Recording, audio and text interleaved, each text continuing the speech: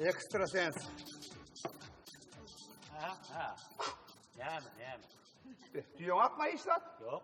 Duyum oğlum burada. Anta ilak geç. Getir. Stop getir.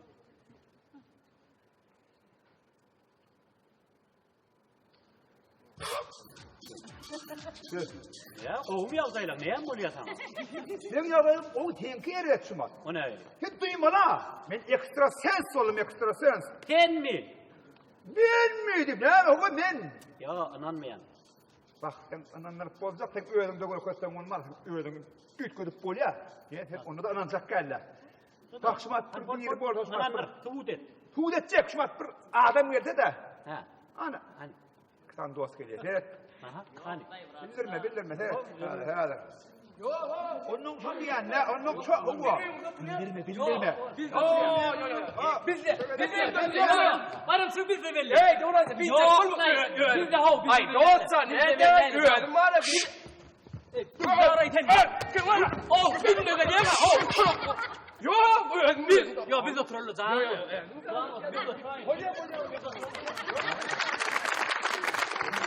Ay yok, olkiden gurulösöntün.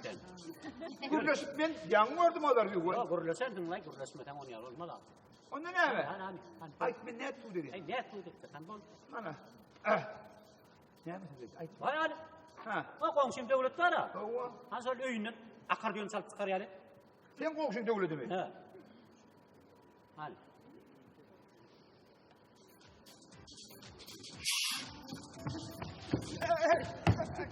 Sıma komşu akardiyon olmasın ben ne bedeyim?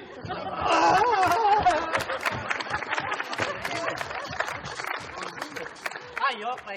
Ananam yok. Ya ona gurulösöntün lan. Yok. Gürleş. Sen bu yanım haş ettin abi. O da. Ya gurulösöntün. Ana bırakayım geliyor. Ha. Seyrettiğinde bildirme.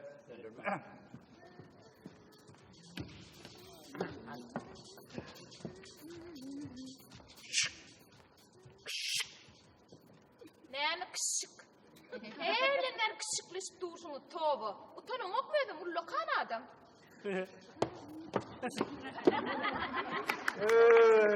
Ha. Huday. Ha. On benden zınığı işleken. Ha. Yok, o bana taraf şık edemezse ben başka da uğurladım gönül. O zını bu işte ha. Hava. Ha. O gelineceğimin zını hatan bu işte. Yeme. Gelineceğim buraya günü abla. Ya gelip para. Ben onu söyleyeyim. Nahar getir. Say getir. Ha. Kırıyor. Boş mu? Elin boş mu? Tam set.